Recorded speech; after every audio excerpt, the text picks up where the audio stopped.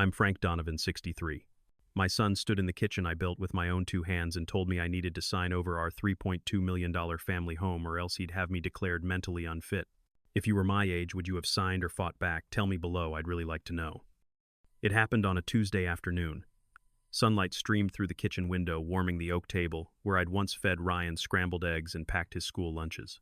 That day, though, it held something colder: legal documents, the kind printed on thick stock, the kind soaked in entitlement. Ryan sat across from me, posture sharp in his custom-tailored shirt, eyes not quite meeting mine. Beside him, his wife Melissa, perfectly composed, as always, her voice cool like courtroom marble. We've spoken with professionals. She began, laying a pen beside the paperwork like it was an invitation to peace instead of surrender. Given the financial strain and your recent behaviors, we believe this is the best path forward. Behaviors. That word twisted in my gut. Ryan cleared his throat. Dad, you've been under a lot of emotional stress. Melissa's done research. Grief at your age can affect executive function, your decision-making. This isn't about control. It's about protecting you. Protecting me. That's what they called it. Melissa continued. We're proposing a managed transition. You'll still live here. Nothing changes day to day. The property simply moves under a trust structure we'll manage. Think of it as professional oversight.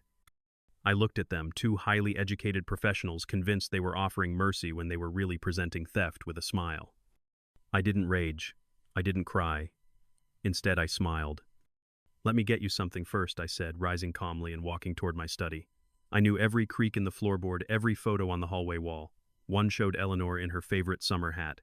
Another Ryan's high school graduation, my arms slung proudly across his shoulder. I opened the drawer of my desk, pulled out the slim voice recorder, pressed record. Back in the kitchen, I set it gently on the table. What's this? Melissa asked, raising a perfectly shaped brow. Just want to be sure I remember everything clearly, I said. After all, I'm the one whose memory you're concerned about. Neither objected. Ryan, I said, help me understand. What decisions have I made that make you question my ability to manage my own home? He glanced at Melissa, who gave the faintest nod. Well, for one, you're sitting on nearly $3 million in equity while drowning in past medical bills. Melissa ran the numbers. Downsizing could give you peace of mind. That house is an asset, not a memory. Melissa folded her arms. And sentiment can cloud financial logic. You've experienced trauma, Frank. It's not shameful, but it needs management. That house was more than an asset.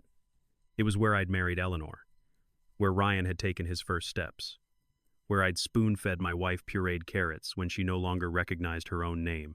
But to them it was decimal points in leverage. And if I say no, I asked. Melissa's tone was almost pitying. Then we'll be forced to act more formally. As Ryan's your son and a physician, he has both ethical and legal grounds to report concerns regarding cognitive decline. Ryan shifted uncomfortably but didn't contradict her. I leaned forward, eyes level with hers. So you're saying you'll have me declared incompetent if I don't comply? We're saying, Melissa replied smoothly, that we'll pursue what's necessary to ensure your safety and protect family assets from deteriorating judgment. I nodded, calm, measured. Every word burned into that little silver recorder. When they finally left documents, unsigned, tension palpable, I sat in Eleanor's chair in the living room, her reading glasses still resting on the side table. I stared at the wall across from me where the clock had stopped the day she passed. 3 weeks earlier, I'd buried my wife alone. Ryan hadn't shown up to her funeral. Said Melissa had booked a previously arranged speaking engagement in Chicago. But I'd seen the photos, Melissa clinking champagne at a rooftop reception, smiling for the camera, while I lowered Eleanor into the ground. That was the moment something in me hardened. I had forgiven Ryan many times over the years for the absences, the excuses, the voicemail, apologies. But this was different. Now standing in my house, he'd tried to take what little I had left, wearing a mask of concern. He and Melissa had misjudged me. They thought grief had weakened me, but grief had sharpened me. I picked up the recorder and rewound, Ryan's voice firm. Melissa's legal precision rehearsed, my own steady questions. I labeled the file, Guardianship Threat, March 2025. Then I opened my desk drawer and pulled out the manila folder I'd started building years ago before Eleanor even forgot our anniversary. It held phone logs, care invoices, and printed screenshots of Melissa's vacation posts, each one timestamped during Eleanor's most vulnerable moments. I added the recorder to the stack. This wasn't sentiment. This was strategy. Melissa thought she was writing a legal case. She had no idea she was starring in mine. Eleanor had always been sharp. A crossword puzzle champion, never missed a birthday, could recall the name of every neighbor on our block going back 20 years. But that fall, she started misplacing things. Her keys, doctor's appointments, our anniversary. At first, I thought it was stress. We were both still working. I was training cadets at Station 43, waiting on word about a captain promotion. Eleanor was volunteering 3 days a week at the hospice center. We chalked it up to long days, late nights, age creeping up on us. But the forgetfulness got worse. One morning she tried to make pancakes using salt instead of sugar. Another, she called me Ray, her brother who'd passed away in 2009. That one broke something in me. I made the appointment. Allegheny General was still wrapped in early morning fog when we arrived. The neurologist Dr. Angela Park reviewed scans and asked Eleanor a series of questions. Eleanor smiled through most of it, charming as ever, even when she forgot the year. Then Dr. Park said the words that cracked our world apart. Early-stage Alzheimer's. It's progressing slowly, but it has begun. Eleanor didn't cry. She reached for my hand and squeezed it like she had during every storm in our marriage. I cried enough for both of us. We rode home in silence. The leaves on Penn Avenue had turned golden brown, fluttering in the wind, like they were trying to distract us.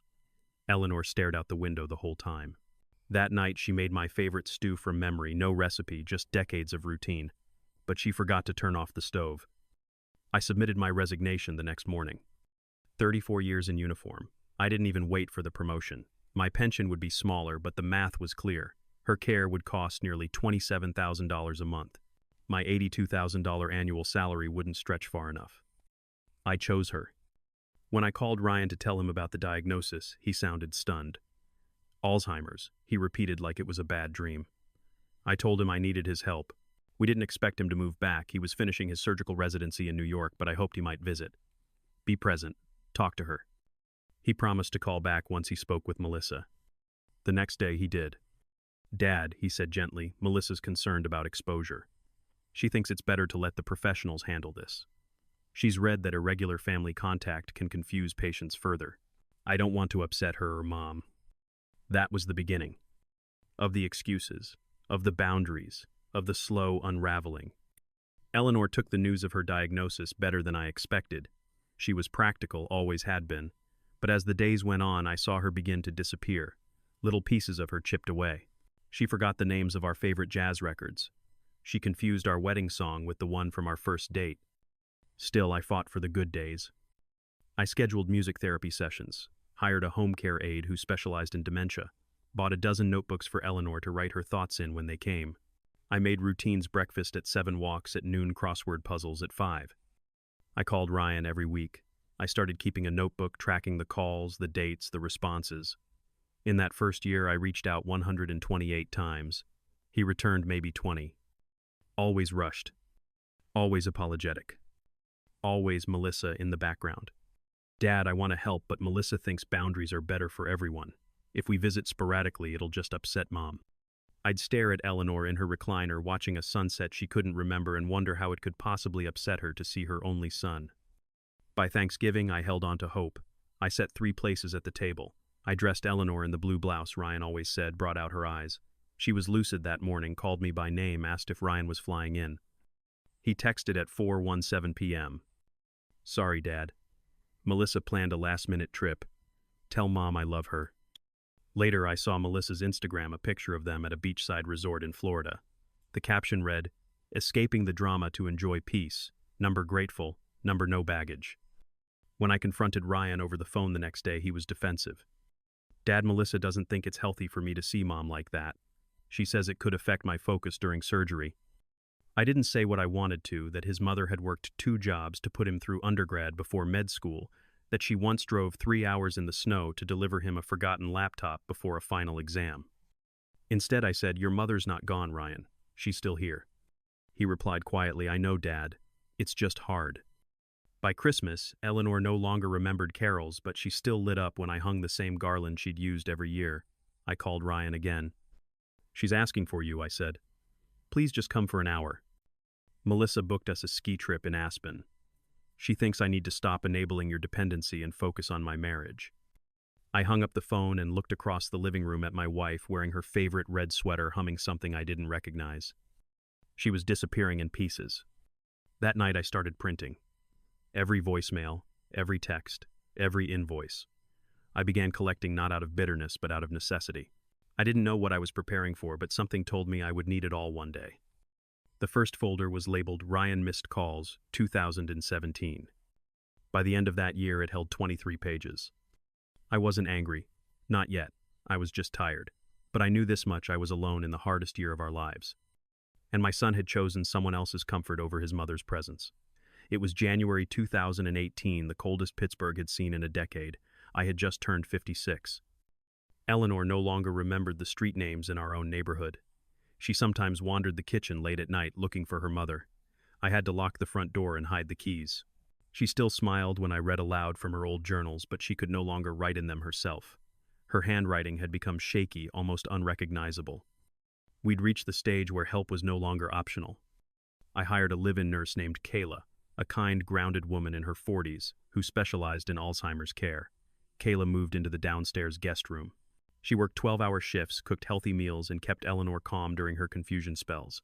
Her rate was just over $6,000 a month, not including overnight respite care when I needed to sleep more than 3 hours straight.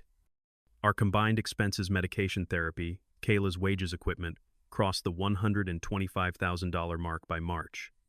I kept every receipt in a red binder labeled Care Year 1. That binder grew fatter with each passing week. By then, Eleanor didn't remember Ryan's face. She'd point at our wedding picture and ask, "Is that your brother?" "No," I'd reply gently. "That's you. And that's me." "Oh," she'd say, staring. "He looks kind." The first time she called me Mr. Wilson, I excused myself and cried in the garage. Ryan hadn't called in 2 months. I sent him an update on Eleanor's condition, and he replied with a single sentence, "We're praying for her every day." In late February, Eleanor had a minor fall near the back porch, just a scraped elbow, but it shook me. I sent another message. "Me. She fell today. It could have been worse. I could use your voice here, just for 5 minutes. Ryan, I'm in surgery all week. Melissa thinks it might be best to limit updates unless there's a major emergency." That reply stung. Melissa. Always Melissa. She had taken a front row seat in decisions that weren't hers to make. She wasn't here when Eleanor couldn't find the bathroom. She wasn't the one changing adult diapers at 3 in the morning. She wasn't the one watching a woman who had once been the smartest person in every room forget how to tie her shoes. And yet Melissa's comfort dictated whether my son would pick up the phone. By early spring, I began reviewing our legal documents. The advance directive Eleanor signed in 2015 was still valid, giving me medical power of attorney. But the living trust which we had set up after Ryan's wedding contained a few gray areas. Back then, we'd named Ryan as joint trustee alongside me, our way of helping him practice responsibility. The trust held Eleanor's inheritance from her late aunt, about $370,000. It was designed for long-term health emergencies. But now I saw the trap we'd unknowingly created. As joint trustee, Ryan's signature would be required if I wanted to liquidate more than 50% in a fiscal year. I called our estate attorney, Mr. Grant, and explained the situation. "Can I remove Ryan as co-trustee?" I asked. Mr. Grant paused. "Only with his consent, or if a court rules him unfit or unavailable. Otherwise, you'll need his cooperation for significant withdrawals." I stared at the floor for a long time. 2 days later, I sent Ryan a simple request. "Hi. I'd like to use $80,000 from the trust this year to continue Mom's care. Please sign the release form Mr. Grant prepared. Ryan Reed." Then silence. After 4 days with no answer, I called. He didn't pick up. Melissa did. Her voice was calm, practiced. "Hi, Mr. Wilson. Ryan's in the OR this week, but I wanted to talk about your message." She didn't even pause. "Melissa, I said this is about your mother-in-law's medical care. It's not a debate." She exhaled sharply. "I'm not trying to interfere, but from a fiduciary perspective, it may not be wise to drain the trust so quickly. Ryan and I are concerned about financial mismanagement." I froze. "You think I'm mismanaging my wife's care?" "I didn't say that," she replied. "But some decisions may not be best for the long-term family structure." That phrase, long-term family structure, set something off in me. I thanked her and hung up. The next morning, I requested a formal trustee meeting through Mr. Grant. I prepared all documentation, every medical receipt, Kayla's contract, home adjustment. invoices, therapy evaluations. I added a typed letter detailing the consequences of reduced care. When Ryan finally responded, it wasn't to approve the withdrawal. It was to request a delay until Melissa and I can seek independent financial guidance. Independent. Financial. Guidance. From two people who hadn't stepped foot in our home in 15 months. That weekend, I opened a new binder, Contingency, Legal. Inside, I placed a copy of the trust Mr. Grant's notes and every message between us and Ryan since 2016. I even included the receipt from the chairlift I had installed in January, $12,000 fully paid from my own pension. I wasn't angry, not yet. But I was learning. Learning that distance wasn't always measured in miles. Sometimes it was measured in silence, in refusal, in the cold bureaucracy of someone who once called me Dad. I spoke to Mr. Grant again. If this continues, I said, what are my options? He replied, we can petition for sole trusteeship based on neglect. It's a long process, but with your documentation, it's feasible. That word stuck with me, neglect. Because that's what it was. Not physical, not overt, but a slow, deliberate abandonment. I tucked the word into the top page of the binder, underlined it twice, and kept moving. Eleanor needed me more than ever, and I wouldn't let silence win. It was the week after Easter, when Eleanor stopped recognizing her own reflection. I found her staring into the bathroom mirror, whispering, she's lost. That woman. She doesn't know where she is. She was 58. I was 57. And I felt 1,000 years old. Kayla held things together during the day.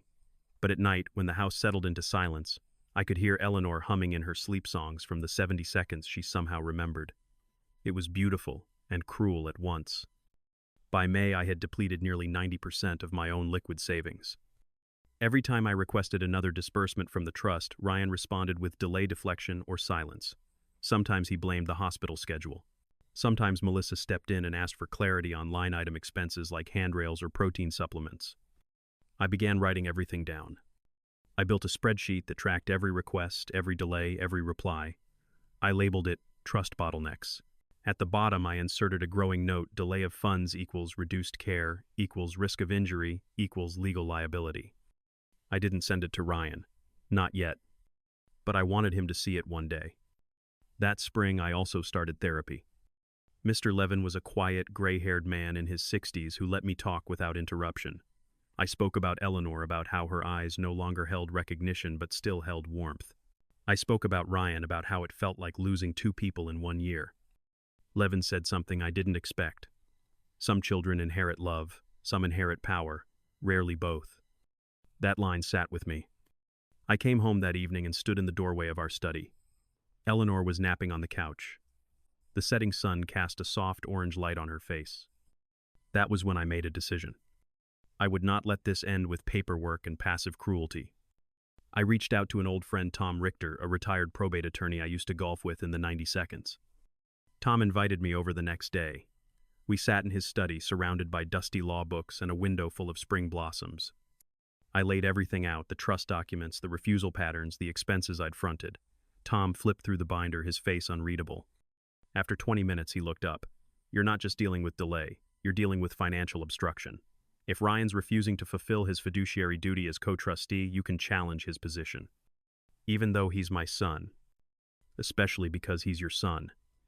Courts don't care about family dinners, they care about the document. If he's acting in bad faith, that's actionable. I sat back in my chair. Bad faith. It echoed louder than neglect. Tom slid a legal pad toward me. You'll need to document every denial, every delay, every time you paid out of pocket for something the trust was supposed to cover. Build a timeline, build your case, and when you're ready, file a petition for sole trusteeship. I didn't say yes, but I didn't say no either. That night, I created a second spreadsheet, timeline of obstruction, trust versus care. I cross-referenced every week. I made a request with every week a response came, if one came at all. I added quotes from Melissa's emails, Ryan's text delays, and the out-of-pocket payments I'd made in between. By July, the spreadsheet had 65 entries. That was also the month Eleanor forgot how to eat with a fork. Kayla cried quietly in the laundry room one evening. She was so polite, she whispered. Always said thank you. Even when she couldn't remember who I was. I nodded. She still says thank you. She just doesn't know who it's for anymore. One morning I found Eleanor trying to cook dinner by placing plastic fruit into the oven. She turned and smiled. "Don't forget the lemonade, Henry." My name isn't Henry. That week I filed the petition. Mr. Grant helped me phrase it with clinical precision. Based on sustained and documented obstruction, petitioner seeks full control of managed care trust funds in order to ensure uninterrupted medical treatment for the primary beneficiary. I didn't tell Ryan. The court would. The hearing was set for early November. Until then, I kept everything quiet. I continued the care. I paid what I had left. I made the calls Ryan wouldn't. I tracked every moment in a binder now labeled Litigation, Q4 2019. On the front cover I wrote, "This isn't about revenge, it's about access." And on the final page I placed a photo of Eleanor from our honeymoon, her hair windblown, her smile unbreakable. I made a promise then, as I closed the binder and turned off the light.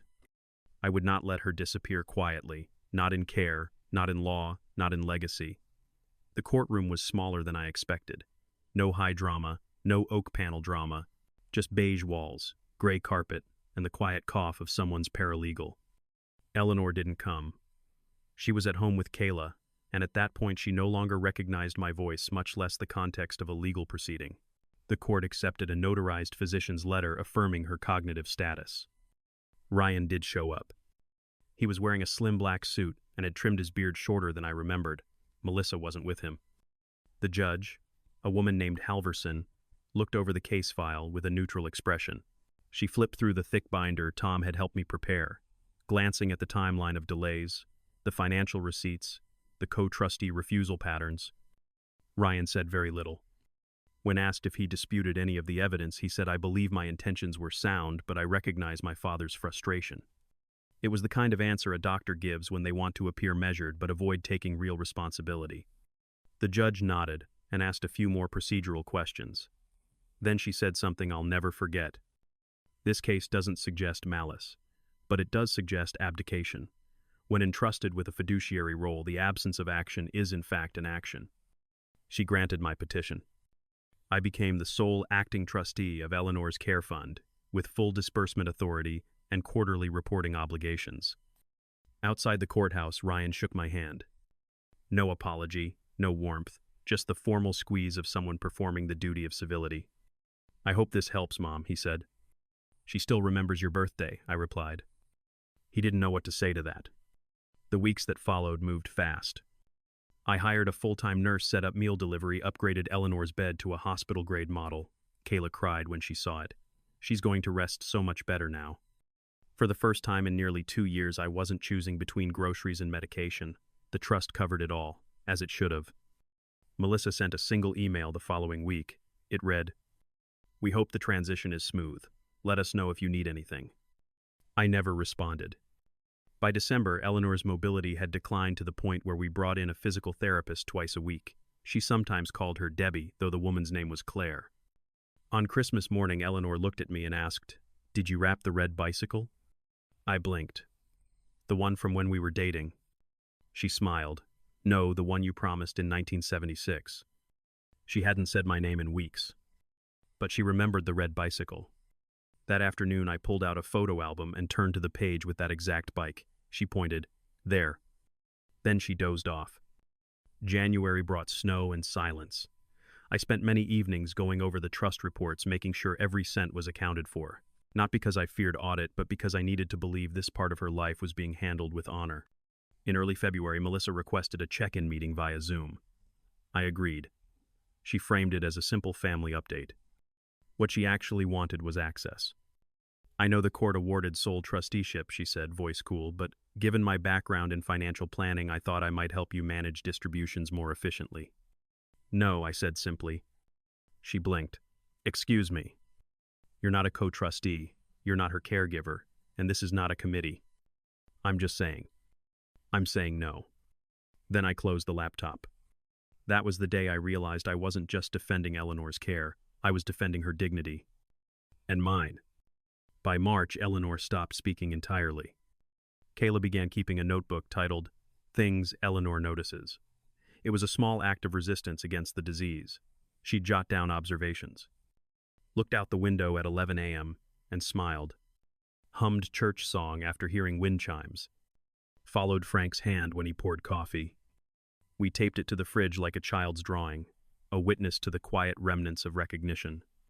One evening I found Kayla staring at the final entry, watched Frank's face for full 2 minutes, didn't look away. I sat beside her. Neither of us spoke. Some losses arrive with sirens, others arrive with stillness.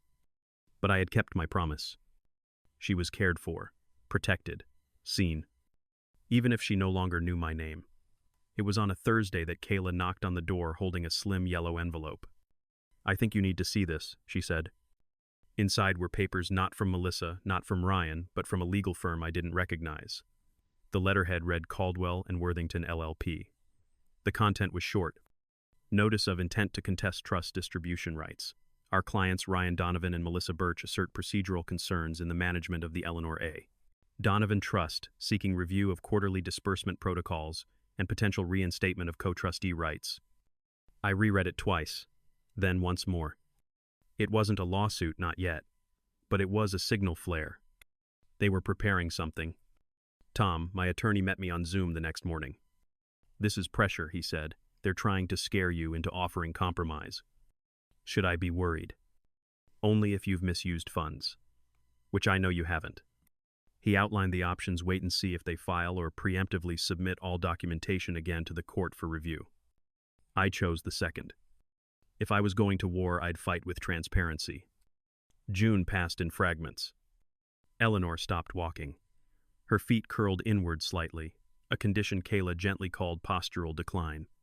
We added a lift to the stairwell and rearranged the living room so her hospital bed sat by the window. She no longer reacted to music. She no longer tracked light. But she still flinched when the mail slot clattered open. Some instincts outlive memory. In early July, the court acknowledged my voluntary resubmission of the trust documents. They flagged no concerns, no irregularities, no abuse. But Ryan and Melissa didn't drop it. Instead, they submitted a request for mediation. Voluntary. Unofficial. Off the record. Tom raised an eyebrow. They're fishing for a compromise before they risk a court decision. Mediation keeps things quiet. What do you recommend? He paused. If it were me, I'd go, not to negotiate, just to listen. You never know what people reveal when they think they're in control.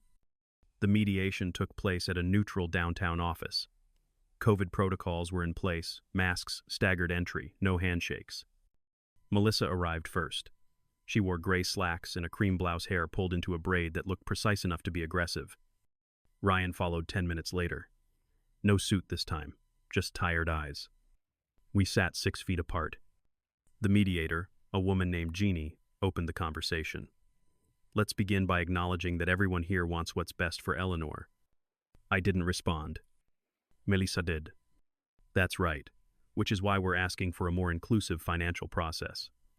"You mean oversight," I said flatly. Melissa smiled. "A second pair of eyes never hurts." I looked directly at her. "Where were those eyes when Mom was soiling herself on the couch while you two were on a Napa retreat?" Silence. Jeannie cleared her throat. Ryan finally spoke. "We don't want conflict, Dad, but we have concerns about how fast the trust is being depleted." "It's being used," I replied, "for care, for food, for medical oversight, for the dignity she deserves." Melissa's smile disappeared. Jeannie took notes. By the end of the session, nothing had changed. No agreements signed. No new terms accepted. But I saw what I needed. They weren't trying to help. They were trying to inherit early. That night I stood at the foot of Eleanor's bed. Her chest rose slowly. Kayla sat nearby, knitting something pink and soft. "I think it's time I prepare a codicil," I said. She didn't ask what that meant. She just nodded. I called Tom the next morning. "Let's amend the inheritance clause. If Ryan or Melissa challenge the trust in court, their share is revoked, clean and enforceable." He paused. "Are you sure?" I looked toward the living room where Kayla was helping Eleanor sip from a straw. "Yes. Quiet justice." 2 weeks later, the codicil was filed and notarized. Tom called it ironclad. I called it overdue. And from that day on, I kept the updated trust in a red folder right beside my coffee mug. Every morning I'd pour a cup, flip the folder open and whisper, "She's protected now." And for the first time since her diagnosis, I believed it. I was standing in the kitchen when the silence hit. Not a sound from upstairs. No rustling, no creak from the hospital bed. Just stillness. Kayla had stepped out for groceries. It was just me and Eleanor. I walked up the stairs slower than usual. I don't know why. I paused at the doorway.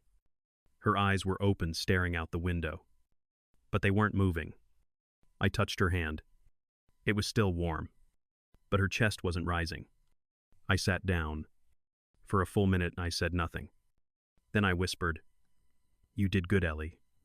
You held on longer than anyone expected." And for the first time in years, I didn't feel afraid. The funeral was quiet. No flowers from Melissa. No call from Ryan. Just me, Kayla, Tom, and a few neighbors who remembered Eleanor's sharp laugh and bright cardigans. We placed her in the family plot next to her sister. It rained lightly, but I kept my umbrella closed. She loved the rain. 2 weeks later, I received the email from Ryan. "Now that Mom has passed, Melissa and I would like to meet to discuss final trust distributions. We assume we'll proceed per original agreement." I didn't reply. Instead, I called Tom. "It's time," I said. He didn't ask what I meant. He just asked what day I wanted to file. The petition was submitted on a Thursday notice of disqualification due to Clause 12B. In plain English, because they had challenged the trust in mediation, they were no longer eligible to receive a single cent. The clause had teeth, and it bit down hard. Melissa responded with fury. "This is spiteful, unconscionable. You used Mom's condition to exclude us." I forwarded the petition. Tom added a note. "Codicil was filed more than a year prior to Eleanor's death. Your clients had full opportunity to avoid conflict." Ryan didn't reply. Not then. The court reviewed the filing, validated every page, upheld the codicil. On the final hearing day, I didn't even need to attend. Tom called me afterward. "It's done," he said. "You're the sole beneficiary. Full distribution approved." I didn't smile. I didn't celebrate. I just walked to the kitchen, opened the red folder one last time, and placed it gently in the fireplace. The paper curled at the edges, ember red, quiet. Like Eleanor. Like justice. Later that evening, I sat on the back porch. The maple trees had turned rust and gold.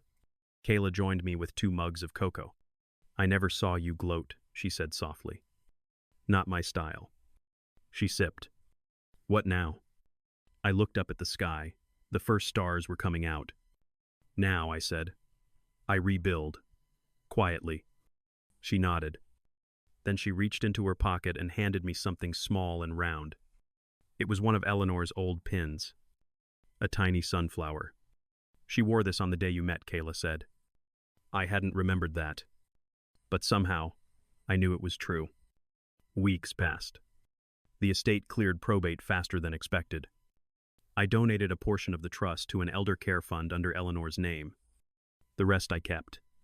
Not out of greed. Out of principle. I paid Kayla double for the last few months of service. Then I handed her a separate envelope. "For school," she asked. "For you," I said. "Whatever you want next." She teared up but didn't cry. Eleanor would have liked that. Ryan eventually emailed one more time. It was short. "I hope you find peace with your choices."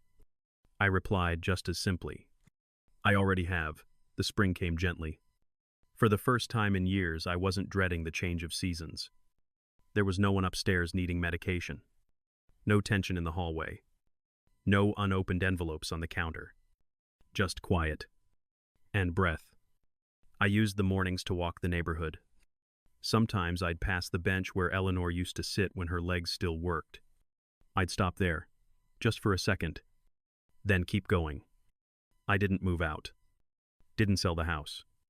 Some people expected I would, but I didn't need to start over somewhere else. This house held truth. The hard kind. And I wasn't running from it. I was learning to sit with it.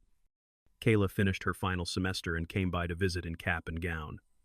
"I didn't think I'd make it," she said, half laughing. I smiled. "You made it farther than most." She handed me a framed photo. It was the two of us in the backyard last summer. Eleanor in the background, her eyes half closed, but smiling. "I want you to have it," Kayla said. We stayed in touch. She got a job in Oregon working at a care facility that actually trained caregivers well. I told her that if they gave her any trouble, I'd come fly out and file a codicil on her behalf. She laughed, loud and real. As for me, I found a rhythm. I began volunteering twice a week at a legal aid clinic downtown. They didn't need fancy lawyers. They needed someone who could explain things in plain English and sit with clients who were scared. That I could do. Sometimes the staff would ask, "Why do you come here? You don't need the money." And I'd just shrug. Because no one should face court without someone in their corner. They didn't press further. One day in June, I received a letter. It was from a family I'd helped a few months earlier. The mother had been denied access to her father's final will due to a technicality. We fixed it. She got her share. She wrote, "Thank you for reminding me that quiet persistence beats loud entitlement every time." I pinned that letter inside my office drawer, right next to the sunflower pin. That summer, I repainted the upstairs bedroom. Not because I was trying to erase anything, but because the walls needed new life. Zofzaga green, Eleanor's favorite. I kept one of her cardigans folded neatly in the top drawer. Just one. Ryan and Melissa never contacted me again. No lawsuit, no apology. Just absence. It used to haunt me. Now, it was peace. I don't tell this story for pity. And I certainly don't tell it for praise. I tell it because I've learned something most people don't talk about. That quiet justice is still justice. That loyalty isn't loud. And that sometimes the most powerful revenge is no revenge at all. Just living well. And sleeping soundly. Every single night. The last 2 years taught me more about love loss and limits than the 30 before them. I don't measure peace in court victories or trust fund payouts. I measure it in quiet mornings, in the absence of dread, in the return of my own voice after years of whispering so others could shout. What happened with Ryan and Melissa wasn't just betrayal, it was a mirror. A painful, unforgiving reflection of what happens when silence is mistaken for weakness. But I didn't break. I didn't scream. I didn't ruin anyone. I just rewrote the ending. With truth. With dignity. With every small act of resistance that said, "This stops here." To anyone out there navigating guilt-twisted families or manipulations dressed as concern, you're not wrong for choosing boundaries. You're not cruel for wanting peace. You're not broken for finally saying, "Enough." And if this story reached you for a reason, I'll just say this. Protect your voice. Even if it trembles. Protect your peace. Even if it costs you a last name. And protect your values. Because one day, like me, you'll wake up not just with a house free of noise, but with a heart free of permission. You'll realize no one can steal from you what you're willing to defend. Not anymore. Not ever again.